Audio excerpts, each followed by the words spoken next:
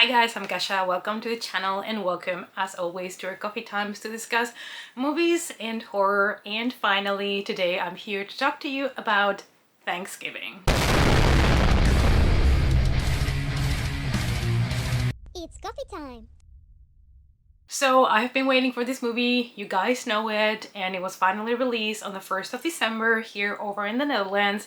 So that same day, the 1st of December, I went to the movies and I watched it. And I'm just here to talk to you about it, what I thought of it. As always, spoiler free. Thanksgiving is an American slasher directed by Eli Roth, and this is based on a trailer, a fictitious trailer that he did for the movie Grindhouse in 2007. All the trailers were adapted already, like Machete and Hobo with a Shotgun.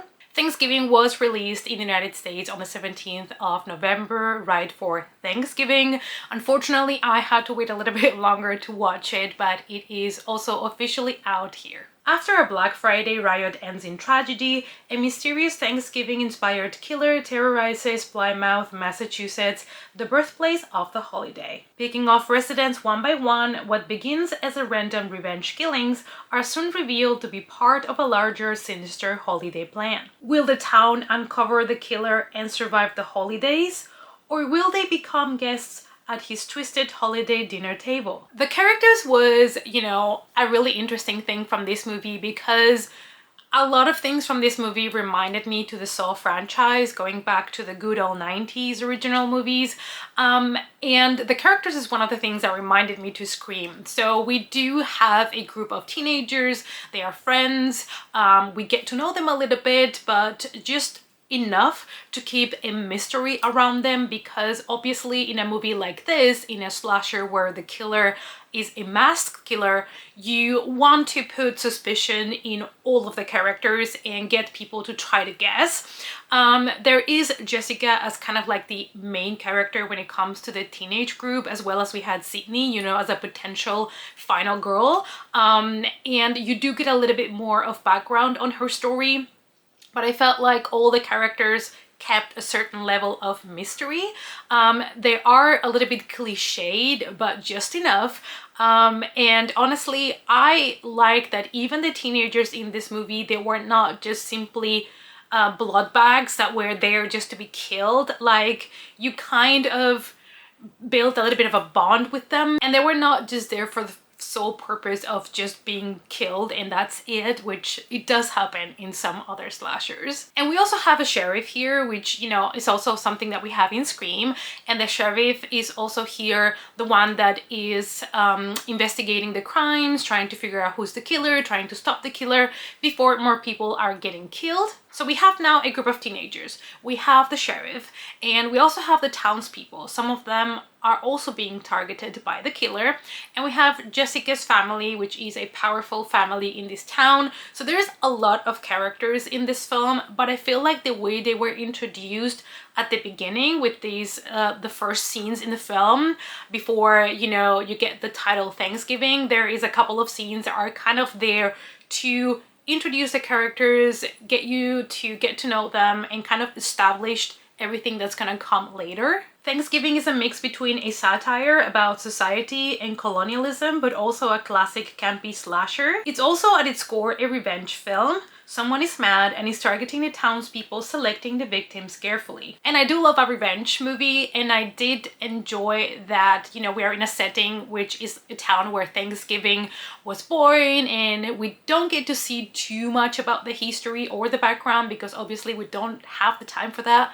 But there's a lot of cool like Thanksgiving things, like the Thanksgiving parade and other stuff that I absolutely love to see. Even though the movie does have similarities with the trailer upon which the film was based, I did think that it was a bit different, and they did lean more into 80s and 90s movies instead of the 70s.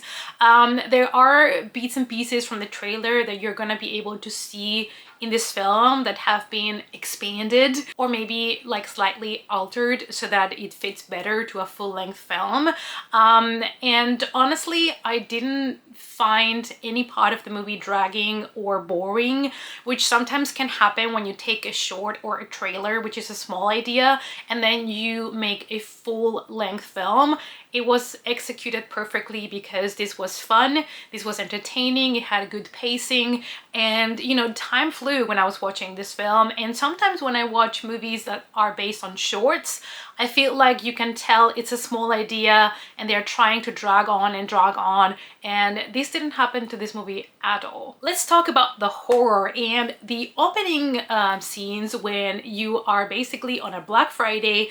You know that people get really aggressive on a Black Friday. They just want the best deals and they are ready to step over your dead body in order to get to that discounted waffle iron. And that's exactly what you're going to get in this film. You see like a stampede on Black Friday and all hell breaks loose, and that scene sets up a lot of things in motion that are gonna come back later in the film, and I absolutely love that. Like, my brain kept going back to that scene to try to figure out what was happening later on and who could be the possible suspects and all of that. And it also established the fun elements of the film, the type of humor we were gonna get. Plus, it also gave us like a tiny taste of the gore that we could expect later on.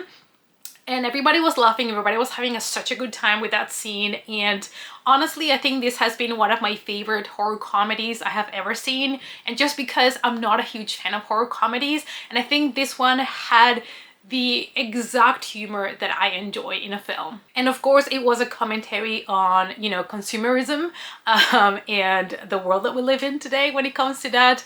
And I don't know, I thought it was quite realistic but brutal. I'm pretty sure the gore doesn't happen like that on a Black Friday, but I know a lot of people get hurt and even die in this type of sales. The killer wears the mask of the first Plymouth, Massachusetts governor, John Carver, and this mask is something anybody in town has access to, and so many people are wearing them. So who is our killer? And here we come again to the comparison to Scream, and you know, I hate that I'm comparing it all the time, but it kind of gave me those vibes throughout the whole film, because you have a masked killer and it's a mask that is available for everybody, which, you know, it happens later on during the Scream franchise that a lot of people have access to the costume of Ghostface. And so everybody here is a possible suspect. Everybody in town has access to the mask. So who is the killer? Is it one killer? Is it two killers? Like, I was getting all of the Scream vibes, but the good ones back from the original movies.